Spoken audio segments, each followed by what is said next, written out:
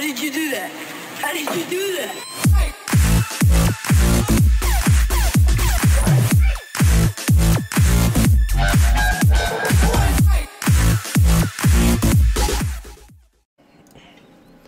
Welcome back everyone to another ESO build video. Today I'm going to be showing you the update for the INFUSED DK. If you're not familiar with that already, it's been around since last year, sometime just after 1 Tamriel, and it's had updates every single patch. And this one's no different. This is for the Horns of the Reach DLC, and this is going to be a pretty lengthy video, but mostly to show you what everything does if you're not already familiar with it. But of course I'm going to go over the gear, the skills, etc. and of course the champion point changes. The previous setup has got a variation to it, although there is a new setup at hand with some of the old stuff on. Now of course this was based around using certain weapons being infused in certain sets and all the rest of it. Some of it's still here, some of it isn't, but if you've still got that old stuff, don't worry, I have an alternative for you. Usually with this build there's no wiggle room, it's kind of set in stone to be more end game rather than across the board for all types of players, but there is a little bit of variation involved, and of course there's some upgrade proof material here as well. But let's get started on the stats. Pop a potion, buff up.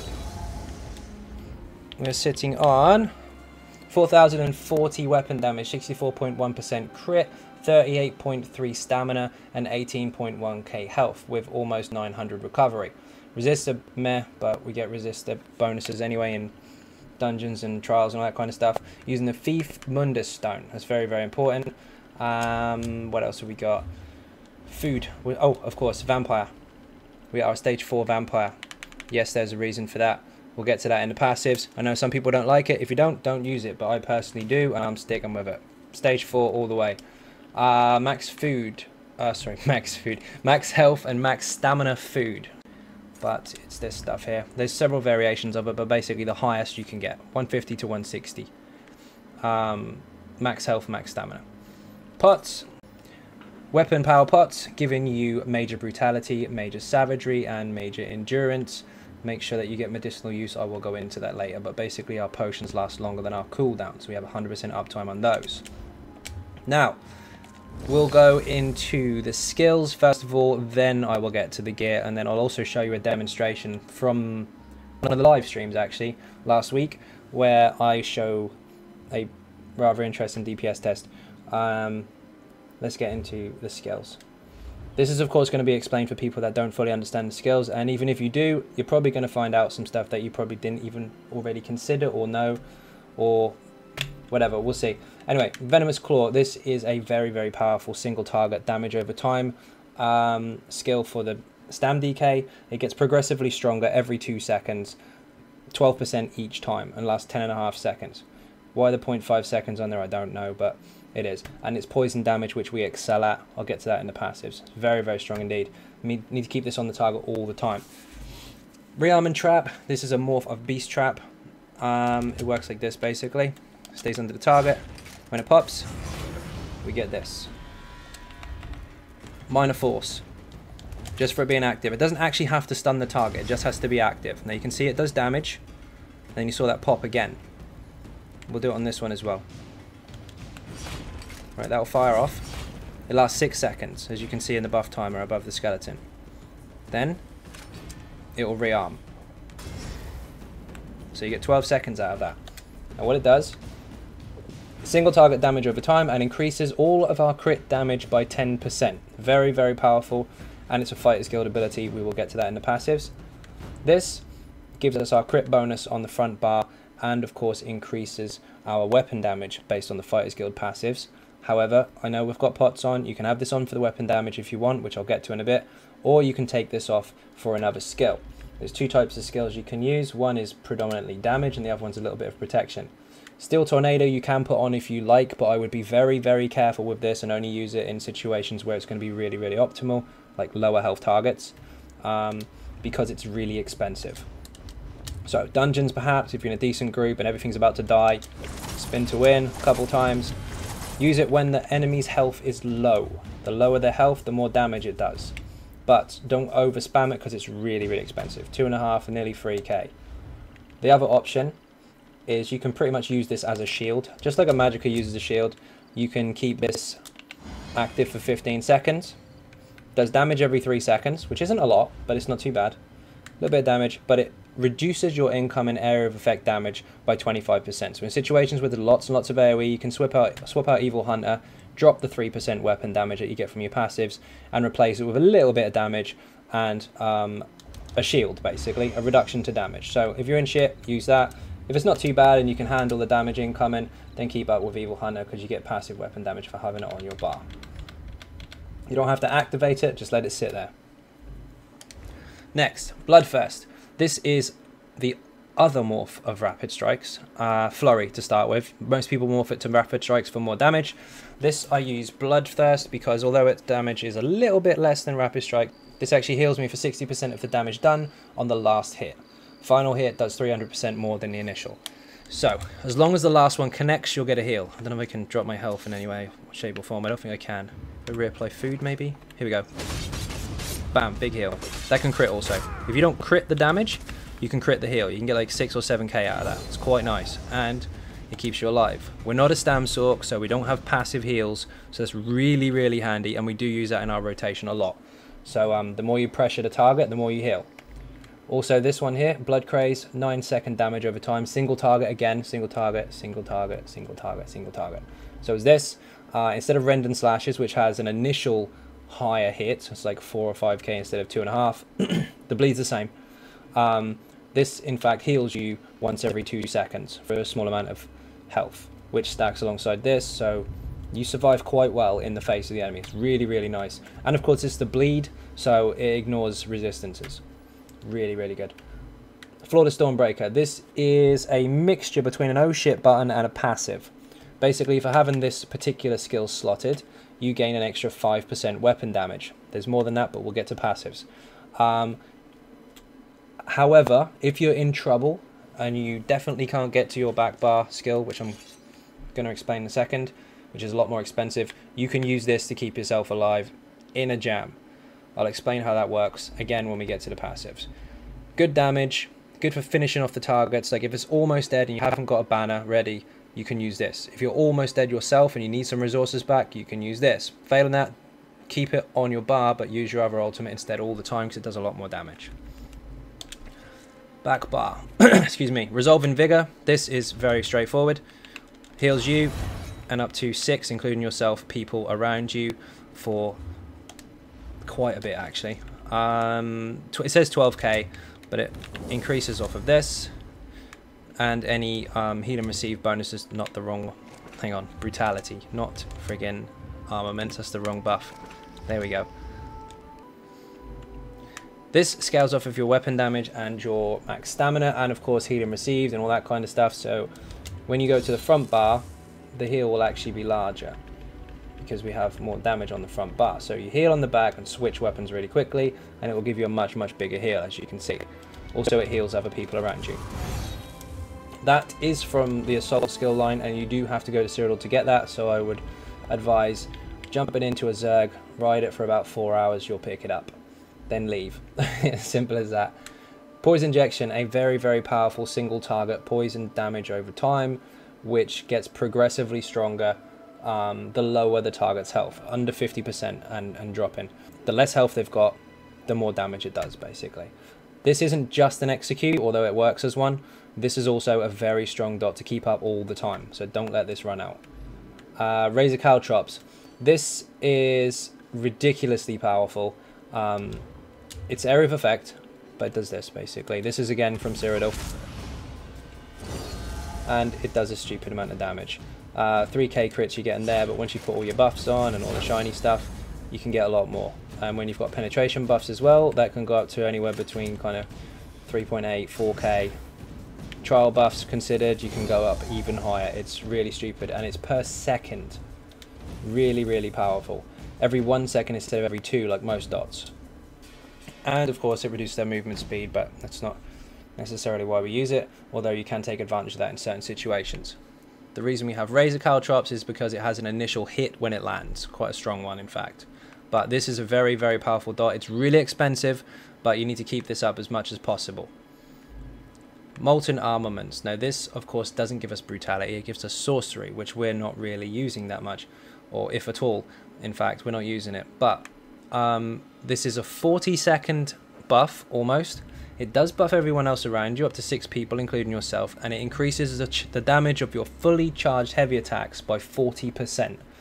We heavy attack for sustain, so we buff it, and now it hits harder, which is really, really important, especially with our rotation. But this has a hidden perk also, which we'll get to.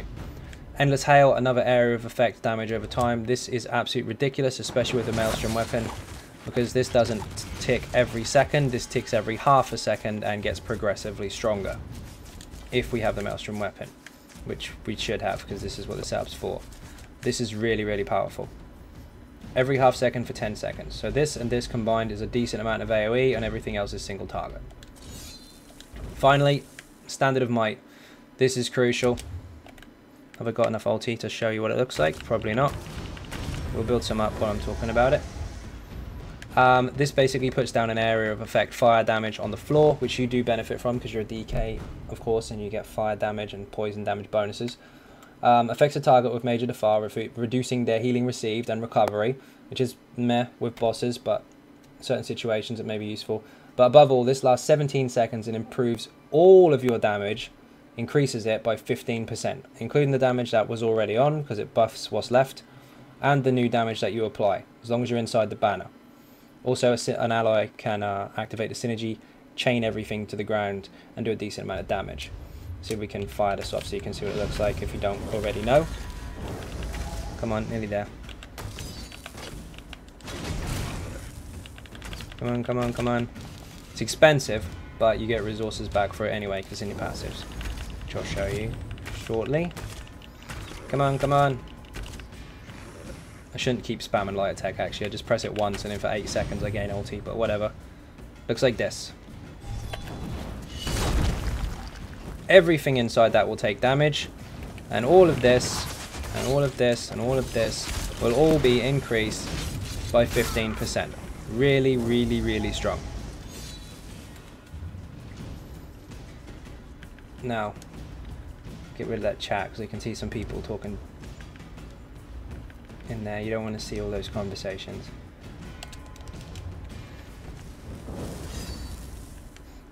Now, where are we? Passives. These are crucial.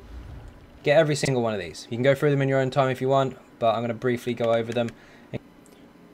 Increase the damage of all your burning and poison status effects by 50%. Basically, when you randomly proc a status effect of poison or burning, it's stronger. When you deal damage with an ardent flame ability, you reduce the enemy's movement speed. Meh, not really that important in PvE. Increases the damage of the abilities in this skill line, and of course increases the duration. And this one increases the damage of your flame and poison area of effect abilities. We're not actually using any poison area effect abilities, although if you like, you can switch out caltrops for Noxus Breath, which is here. Area of effect, major fracture, and a poison dot. Although overall the DPS is lower than caltrops. Some people like to slot both. I don't. I want to make sure I've got a balance of sustained survivability and DPS all at the same time without oversaturating my bar with unnecessary DPS skills. Use it in certain situations, or the tank should put major fracture on most of the bosses anyway.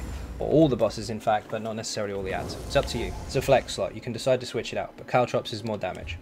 However, that would apply to that, because that's an area of effect poison ability, and of course the banner is actually a flame area of effect, so it does improve the damage of this. Even though it's yours, it further improves it if you get that passive. So really, really good. Get those. It improves all your DPS anyway for those skills. This is quite important. Reduces the damage incoming when you block. Increases your healing received if you have one of these skills on. We're not actually using one at the moment, but you can put resist buff on if you want, but generally in trials, especially now, if the warden's firing out the major ward and major resolve buff, you don't actually need it. Although for the healing received you can put it on if you would like. Not always necessary. In fact, I barely use it. Increase your health recovery, doesn't matter. And this one is actually very important. It improves your spell resistance. We have quite a lot as a DK, as a passive, so definitely get that. Earth and Heart. Now this is absolutely essential This here increases the duration of your Earth and Heart abilities. This is an Earth and Heart ability. It lasts longer, nearly 40 seconds. Battle Roar. This is why I said use your big ultimate, not your small one. The more ultimate points and ultimate costs, the more resources you get back. 46 health, magicka, and stamina for each ultimate point. So, where this costs 250, we'll get a lot back. Where this costs 125, we won't get much back. That's why I said if you're in an oh shit situation, there's nothing else you can do, you can use this to get a small amount of resources back just to make sure you don't die or don't run out of resources or whatever. Mostly use this. This is if you're in trouble or the boss is nearly dead. Casting an Earth and Heart ability grants minor brutality to you and your group, increasing the weapon damage by 5% for 20 seconds. And also, if you use this ability or any Earth and Heart ability, you will gain 3 ultimate, and it's going to happen once every 6 seconds. That's very, very important. Not just the ulti gain, but the minor brutality. This, we'll see what this is without any buffs. Where are we? Without any buffs on, we're 3371. Put this on, 3.5. Goes up by quite a bit. And of course that stacks with your major brutality as well, putting us to 404. Now, that lasts 20 seconds, but the skill lasts 40. So that means we do have to cast this every 20 seconds to keep that minor buff up, and I would highly recommend you do so. Not just for that buff alone, but also for your ulti gain and for one more important passive, which is here. Helping Hands. Every time you cast that ability, you gain 990 stamina. So although most people would consider casting this once every 20 seconds a waste because it lasts 40, in fact every time we cast that, usually twice every 40 seconds. First one, 20 seconds, minor brutality, plus ultimate, plus some stand back. Second one again, minor brutality staying with us, we just got some stand back, we just got some more ulti. You don't lose out for overusing this skill, but you can place it carefully inside your rotation and keep the buff up time with you. I see a lot of people doing this, and this is a really big mistake. Don't just use it once every 40 seconds. You want to get that regen back, or stamina back even. You want to keep up that minor brutality buff. It's very, very important. And of course you need ulti, because that's how you manage your resources as a DK. Now, dual wield. Not going to go too far into them, but you need every single one of these. They increase your damage, they reduce the cost and all that kind of stuff. The enemies that are under 25% health, your dual wield abilities do an additional 20% extra damage to them. So if you've got Steel Tornado, that does less damage, more damage the lower health they have. This also stacks on top of it. We're using quite a few actually. We're also, well, 2 in fact. We're using this, and of course our light and heavy attacks. They all benefit from the dual wield passive that gives us basically execute power just for sticking to our rotations. Really important. Increase weapon damage, of course. Reduce the cost, we already went over that. And of course this one is crucial. We are using 1 axe and 1 dagger on purpose. The dagger is for the extra crit chance to push us over 60%, because we really need to be. And the axe is for the 8% chance to add a nasty single target damage over time bleed, which ignores resists, by the way. And also works alongside our build, which I'll get to. This is crucial. Damage over time, single target abilities is what a DK excels in, and we need this bleed. It's disgusting. Bow, get all the passives. Same again, reduction to cost, a little bit of crit, extra damage if they're further away, all that kind of stuff. And of course, Hawkeye, if you're using light attacks as well, that will increase the damage of whatever skills are running or will be running within 5 seconds. Hasty Retreat, this is very important. Dodge roll. Run fast for 5 seconds. So, if you do a dodge roll, you get 5 seconds run speed. It's really, really handy, especially when you're trying to get out of trouble, and especially in Maelstrom and stuff like that as well, or if you're switching sides on the twins or something like that in VMO, whatever you wanted to use it for. It's really handy. Light armor, I'm using no light armor, so you don't need none of this. I'm using 7 medium, believe it or not, for a change. So get all of these. They affect your crit, your recovery, your reduction to cost, sneak bonuses, and weapon damage. Get all of those. You can go through them in your own time if you want. I won't bore you with the overall details, but they are very, very important, and you must get them all. Heavy armor, same again. I'm not using any heavy, so don't worry about these. Vampire, crucial stuff. 10% magicka and stamina recovery just for being a vampire stage 2 or higher. I'm stage 4, and I always will be until something drastic happens. Reduce the damage you take by up to 33% based on your missing health while you're under 50% health. Basically what that means is the lower your health, the less damage you take. This is very, very important, and this is exactly why I am a vampire alongside the recovery. No other reason for it. And yes, of course, you do take more damage from fire, but most fire will one-shot you anyway. So the trick is to stay out of it. Simple as that. Nothing else in here. Fighter's Guild, these are very, very important. I did say that these give you more damage. They do. What you have here is Slayer, which will increase your weapon damage by 3% for each Fighter's Guild ability slotted. This is 9%, it says at the moment. You might think, hang on, we've only got 2 and an ulti. Well, that ulti counts. 1 here, 3%. 1 here, 3%. This gives us 5% to start with, then it gives us a further 3% for being of this skill line. Really crucial that you have that on your bar. This one, if you kill Undead, Daedra or a Werewolf, you will gain 9 ultimate. That is very, very important also, so make sure you get it. And of course, Intimidate and Present reduces your stamina costs of your Fighter's Guild abilities by 15%. We use this all the time. We want to reduce the cost. Mage's Guild, not important. Neither is that. This is, take this. You will be taking synergies left, right and center, and if you're not, then you need to start doing so. This will give you back resources. 4% of all of your resources for taking any synergy. Doesn't matter what it is. So take advantage of those. Also, 2% across the board, max magic, max health and max stamina for each type of armor you are wearing. We're wearing one type. We're wearing medium. So we get 2% across the board for everything. Make sure you take that passive. It's very, very important. Done there. Don't need those. Don't need those. We are Imperial, of course. So we have 12% max health. We have 10% max stamina, which is the highest stamina bonus in the game, alongside the Red Guard, which is exactly the same, although they don't get this.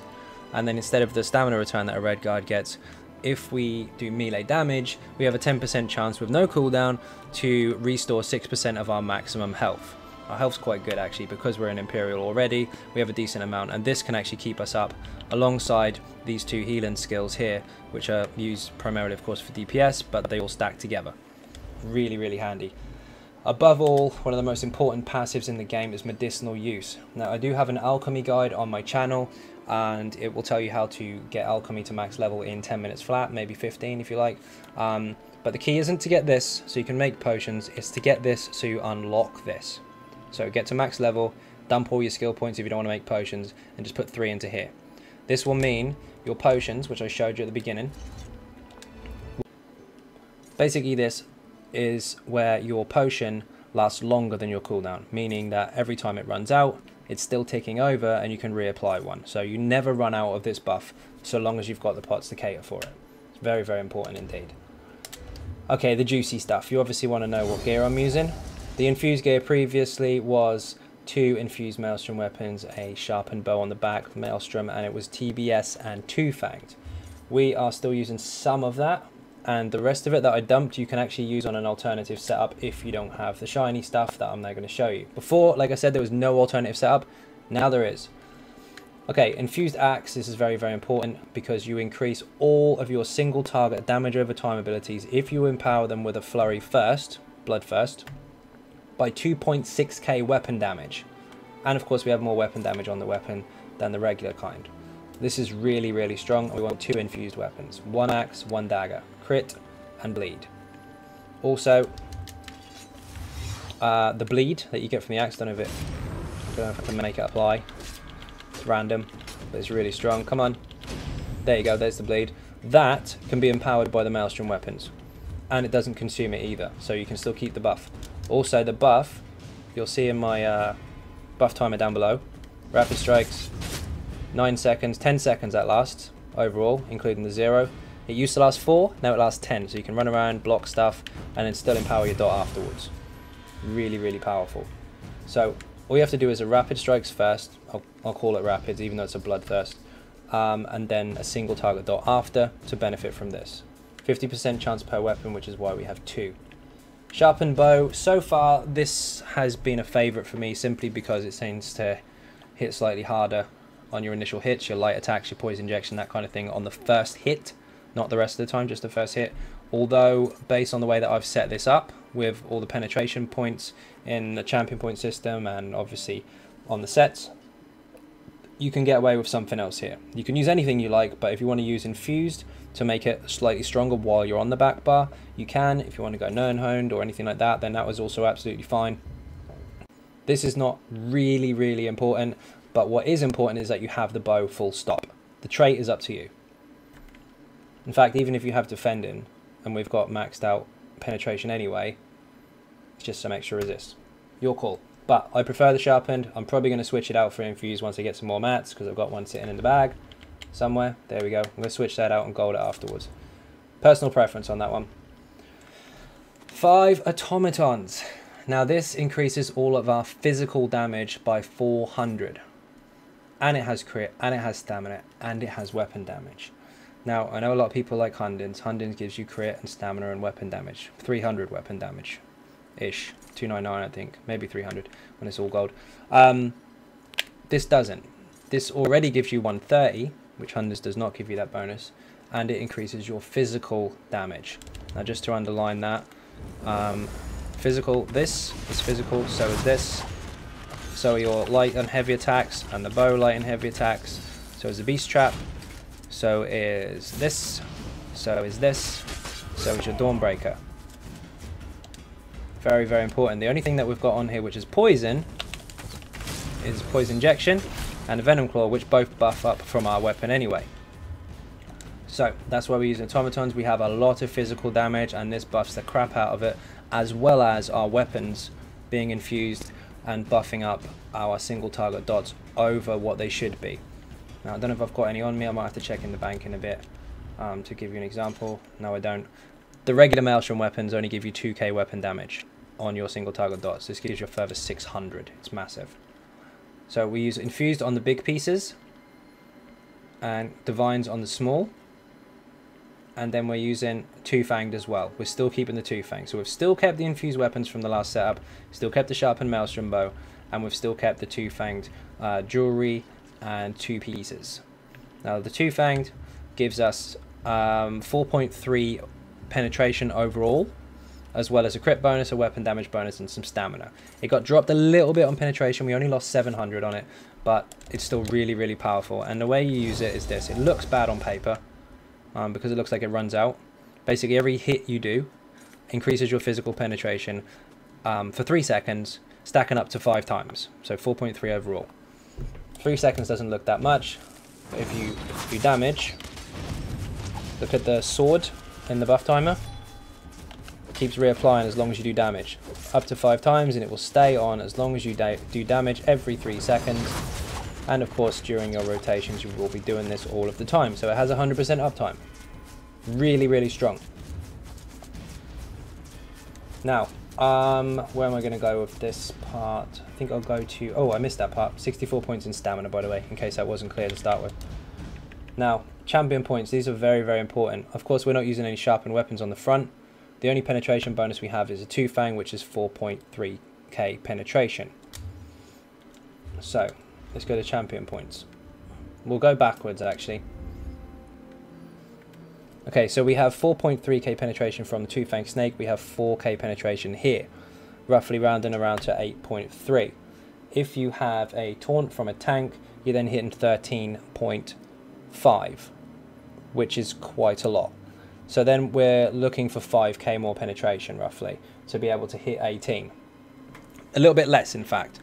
Now, in a dungeon or trial situation, if someone is using Night Mothers, that's going to close the gap by about 2.5k, and a decent Crusher or Power of the Light is going to close that gap as well. Failing that, a Crusher and Alkosh combined, again, is almost enough to cap you out. So we actually have just enough penetration to be able to benefit from the infused weapons all the way across the board, and we're all good. So this is why we have this here, and that's why we don't have too much penetration on our actual setup, because everything's done for us. In a dungeon situation, you are going to have a tank, and he is going to be debuffing, so you're fine.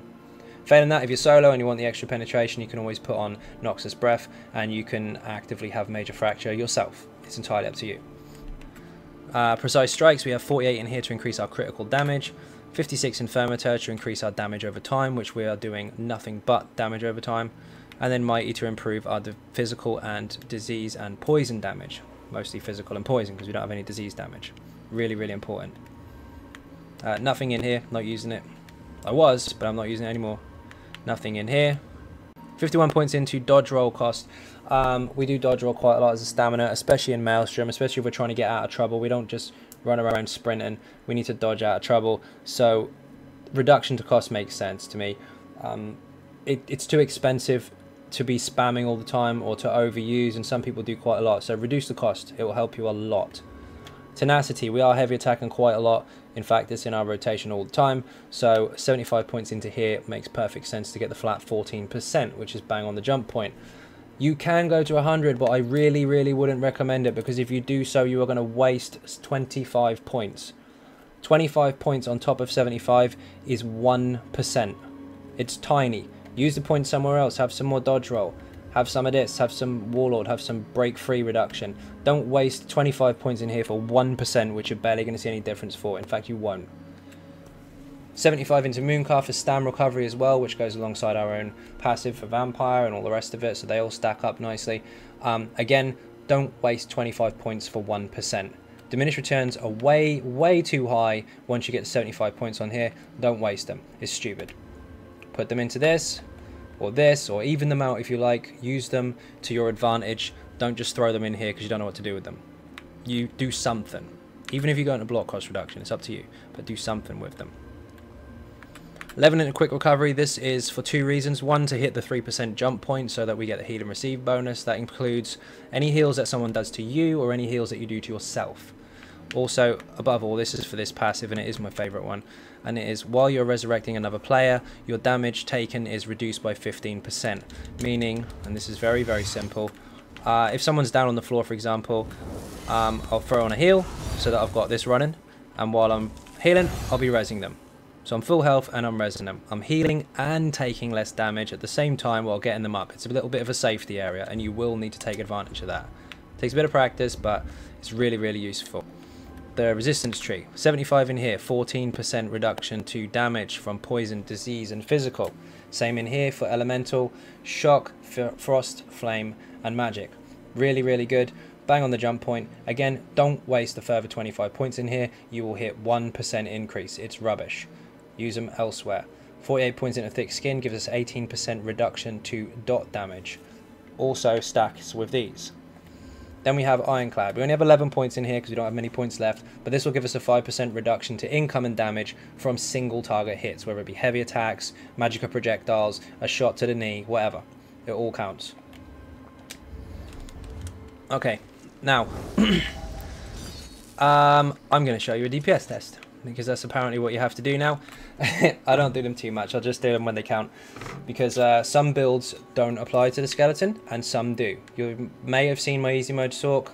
He's rubbish with the skeleton because there's too many variables that can apply on your own that change when you're with somebody else.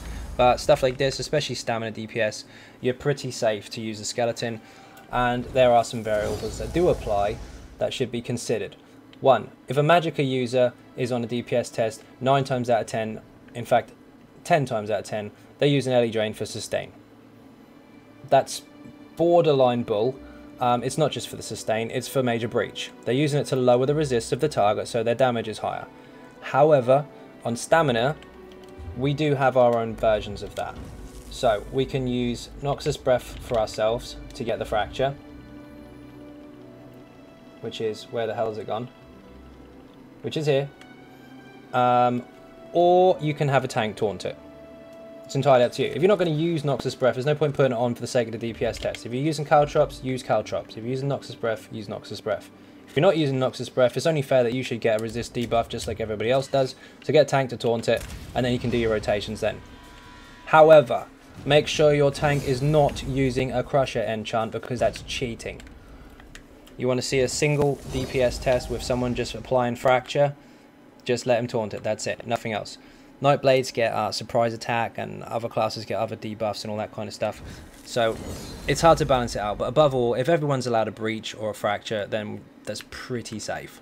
Anyway, on the live stream, I was practicing with the setup, deciding what I wanted to use overall, which was more optimal for the build. And this obviously came out on top, and you'll get to see the results. I made the tank on live server take off the Crusher off of his other weapon and just replace it with a random Maelstrom mace, so that it was a flat resist debuff and nothing more, and you can see the results.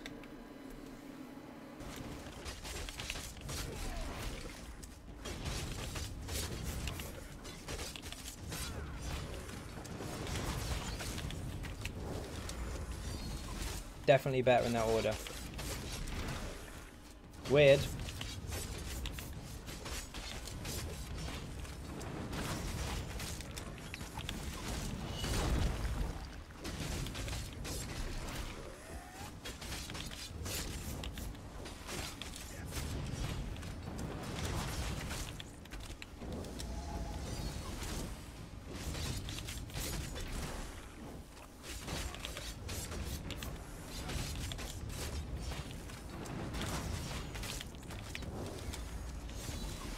Yeah, much smoother.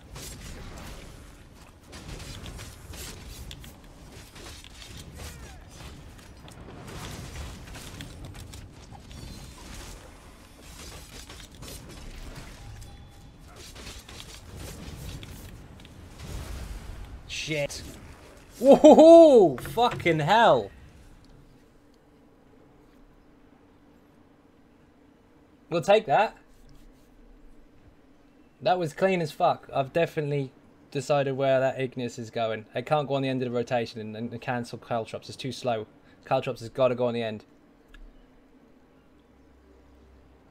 Holy shit. So, here's the problem. This is what I was doing. I was throwing Caltrops and blocking it, and then doing Igneous and then swapping. But this is buggy as shit to try and cancel. So instead, I do Igneous first and block it, and then Caltrops swap. That swap alone increases your DPS by a fuck ton. It's all about that cancel, and the two abilities were in the wrong place. Now it's lovely. So I can keep this uptime once every 20 seconds for the minor brutality, and this swap is fucking fast. 40.4. That's a massive increase. See the difference about getting things just in the right order? Great sort for Xynode. Crazy, how you doing? Welcome to the stream, and thank you very much indeed. So there you go. Don't say I don't test anything. Just broke it. Broke the infused DK completely. And I have a heal on, which I use. I have a heal. No need to put loads and loads and loads and loads of DPS on and be squishy. This isn't even all golded yet. Okay, now the other setup, which you can use, which is also very, very strong. Obviously, you saw them was 40.4, 40.5k DPS, almost. So very, very good and really, really strong. Alongside a decent amount of health, and of course I have Vigor, which I can still use. Really nice. The other setup, for those that used the setup in the past, instead of using automatons, you can still use Twice Spawn Star. So you get more max health, and you can go 5-1-1, which will give you more max health again overall, and more max stamina, which is quite nice. However, what do you put alongside of it?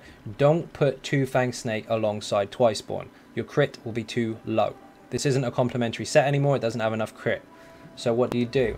What you do is you put 5-piece Leviathan alongside Twice Spawn with the infused weapons, and you use the Thief, and not the Shadow this time. You use the Lover, which will give you 4.1, almost 4.2k penetration, which is very, very close to the 4.3 that you get from Two Fanged.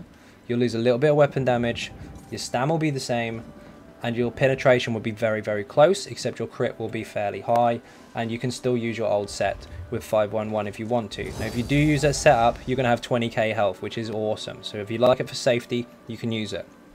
The difference in DPS is about 3k. I did both tests for a long, long period of time after the stream.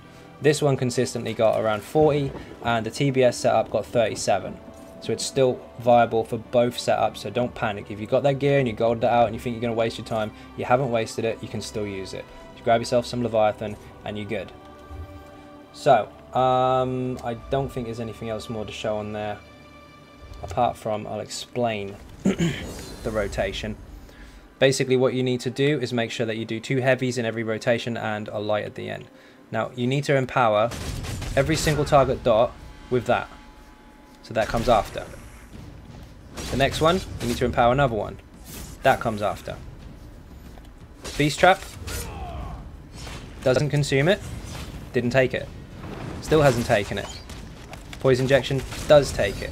Now, the Bleed, the Beast Trap, both get powered by the Maelstrom weapon, but they don't actually consume the buff. You can see on the buff timer, Beast Trap down. It does work, but it doesn't consume the buff. It's still active. use a single target dot, then it takes it. Really, really important. So in that order, we have to do it in this order. We have to have a light attack, a beast trap, and then the next single target has to be a poison injection. So 3 things can all be buffed by 1 proc of the Maelstrom weapons. Now, if we do it in order, first hit is a heavy attack, rapids, light, venom claw. Second one is a heavy, rapids, light, rend and slashes. Last one is a light attack, rapids, light attack, beast trap, swap. Now when you're on the back bar, volley, light, poison injection, light, caltrop, swap. Start again. Always start with a heavy, rapid, light, venom, heavy, rapid, light, rendon, light, rapid, light, beast trap, switch, volley, light, poison, light, caltrop, swap. Simple as that. Oh, it sounds simple, I know. It takes practice. Now, the important part. I told you about minor brutality earlier. This has to be in your rotation. And how we do that, ignore whatever comes up there, I'm just playing with him. You start the fight with this buff on. So you'll see in the timer at the bottom, it's 40 seconds almost. Get in, do some damage. Now on your first rotation, you don't use it. You'll see the timer, you see minor brutality and that buff there. It's going to run out just before I finish the second one. Now what you can do, light, poison, light, block it, switch. Now you see that my buff has kept its uptime. You do it every second rotation. Instead of volley, light attack, poison injection, light attack, caltrop, swap. Instead of that, you do this. You volley, light, poison injection, light, igneous weapons block, light, caltrop, swap. Really quickly. You might want to rewind that a couple times, but that's what you do every second rotation. So that way, every second rotation, roughly 20 seconds, minor brutality is always up. Your igneous weapons is always active, or molten armament, sorry. Your stamina is back from casting it, your ulti's up from casting it. But you have to do it every second rotation. Don't do it all the time. You can if you want to keep your stamina up, but you're going to slow down your DPS. Let's move him. Not you. That's a giant mushroom. There you go. So I'll show you a sped up version of it. Okay, so I'm going to briefly show you how this works and how you do your first few rotations so it makes sense. You have to keep up that minor brutality all the time. It's really important. So we'll start from here. Volley, light, poison, light, caltrop, swap. Then when minor brutalities just fell off, it would be normally on because it's the first rotation. Switch, volley, light, poison, light, igneous, block, caltrop, swap. And it bugged out, but whatever. You get the idea. You have to nip that in there, but it has to be in a certain order. If you do caltrops, block, and then igneous, switch, it's too slow. You lose 2 seconds off your front bar with this caltrops. You don't want to do it. You need to make sure that you igneous, block, caltrops, switch, and it will do most damage of caltrops on this bar, which is where your damage is done. So hopefully that wasn't too complicated. It's going to take a little bit of practice. I would probably go over the DPS test again and see what I'm doing, but failing that, if you follow the 1st of September, I believe, about 30 minutes before the end, you'll see me doing the full practice stuff there and see how everything did or didn't perform. So again, hopefully that helped. And also, don't worry, as I've just explained a minute ago, there is an alternate setup this time, so you've got 2 options. One is more damage than the other, but what can you do? At least you can still use it. Also, that means you don't have to go hunting around for trial loot, because you can get away with using Leviathan and the Lover. Now, take into account the new DLC that's coming in 3 months' time, I assume. Clockwork City have announced that they're going to be allowing you to change the traits of your weapons. Now, I don't know what that means right now because we haven't been given enough information. The only information we have been given is that you can do it to any weapons and any armor. Based on that assumption, or my own assumption from that, I would assume that you can change the traits on Maelstrom weapons. If you can, that means if you have a crap trait Maelstrom weapon, don't bin it. Keep it for now. I'm not going to encourage you to spend any money or do anything really stupid because we know how that works. Content creators in the past have told you buy this, buy this, buy this, and it hasn't come out. Wait until the last day for sure, but don't destroy your Maelstrom weapons just yet, just in case that actually becomes a thing and you can alter it, which means instead of having to farm it for ages and ages, all you need is an axe and a dagger and you can change a trait yourself. But again, I can't stress this enough, don't go buying loads of stuff, but keep what could be good stuff later. You never know.